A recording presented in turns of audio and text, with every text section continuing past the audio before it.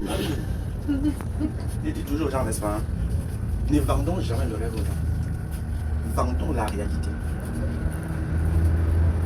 Les réseaux sociaux aujourd'hui, c'est le rêve. Oui.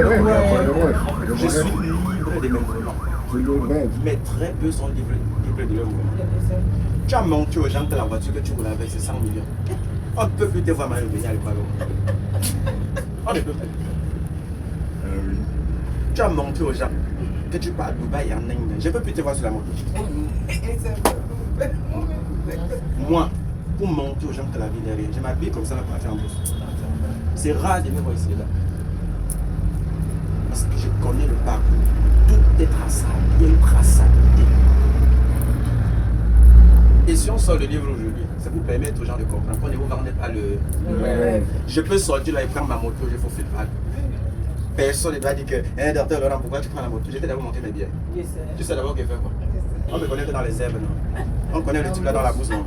En dehors de la bourse, il me connaît encore. On me connaît encore. De façon technique, créer des activités que personne d'autre ne connaît. Et c'est dans le livre maintenant qu'on apprend comment diversifier. Comment diversifier les sources de revenus.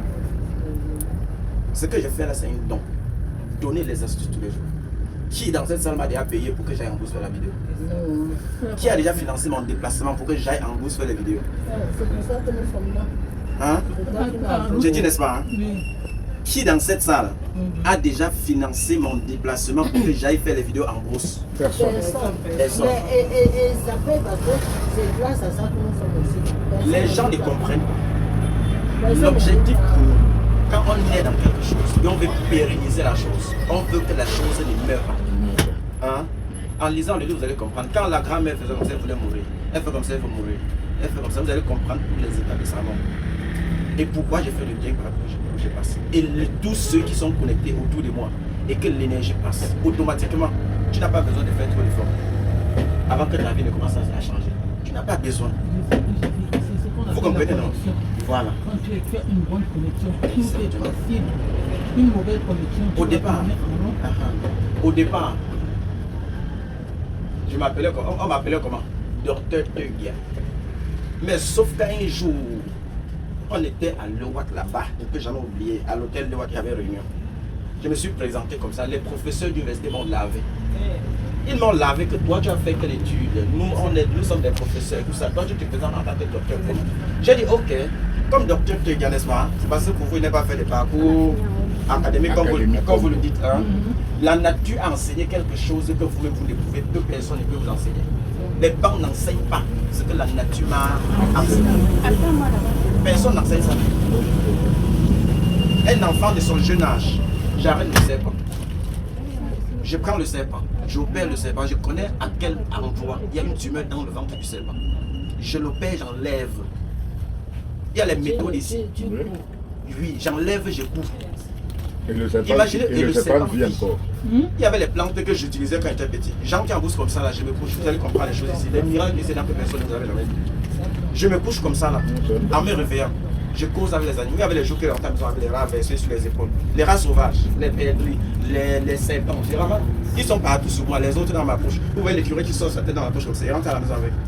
Et quand tu arrives à la distance, on voit le serpent déjà dedans. Le serpent. Dès qu'ils ont entendu serpent, ils ont vu serpent. On dit mon type, même on peut accepter tout, mais pas ça. Pas ça. Ils m'ont chassé que créer la cage loin là-bas derrière. J'ai pris la cage du serpent loin derrière. Et tous les serpents que j'opérais ont survécu. Tous ces serpents ont survécu. Qui m'avait enseigné ça? C'est l'université qui m'a enseigné ça. C'est toute la frustration là que j'enseigne ici pour dire aux gens, si tu as une vision, Dieu t'a donné quelque chose. Hein? Ne laissez pas les gens étouffer ce que Dieu a mis en vous. Parce que chaque enfant naît avec le soleil sur sa tête. Chaque enfant naît avec le soleil. C'est ce que j'ai dit aujourd'hui, voilà. ton étoile. Il y a certains parents qui vont voir le soleil, taper sur son oreille, dire que non, je ne veux pas voir le soleil là. Il y a certains parents qui tapent ça, parfois consciemment ou inconsciemment. Vous comprenez? Mais dans mon cas, c'était conscient. On dit bien que je vois l'étoile sur ta tête, je vois comment ça brille, mais je te promets que je vais éteindre ça. Voilà comment moi j'ai vécu. Moi j'ai dit que personne ne peut éteindre ce que Dieu a. Il faut toujours mettre Dieu dans tout ce que nous faisons. Ce que la dame a transmis, on n'enseigne pas ça à l'école.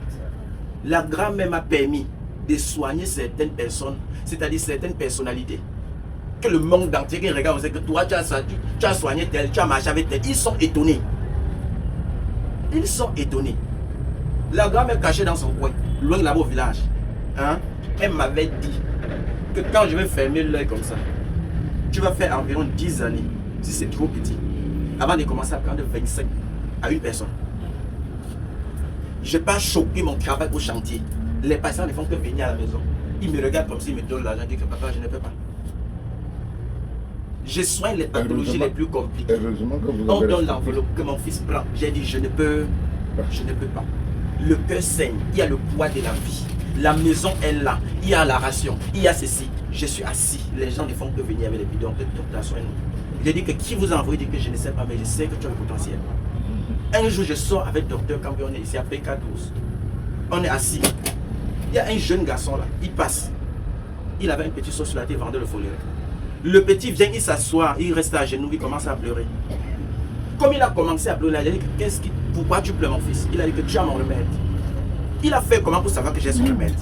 Donc la grand-mère envoyait tellement de personnes pour voir réellement si je pouvais prendre l'argent. J'ai fui partout. Je fuis, j'arrive à Yaoundé. Je sors un peu pour m'amuser un peu, comme ça, dit que je m'amuse un peu. À 21h, mon frère m'appelle, il y a des gens qui ont envahi la maison. Et si tu ne viens pas, elles vont dormir. L'unique fois, j'ai dit, un jour, moi, je me suis placé comme ça. Là. J'ai dit aux ancêtres, si le don que vous m'avez donné, c'est un fardeau. Hein. Pardon, je vous fais cadeau avec. Je deviens musicien. Je vais chanter que la musique. Je vais vibrer dans les plateaux. On va dire que voilà l'artiste.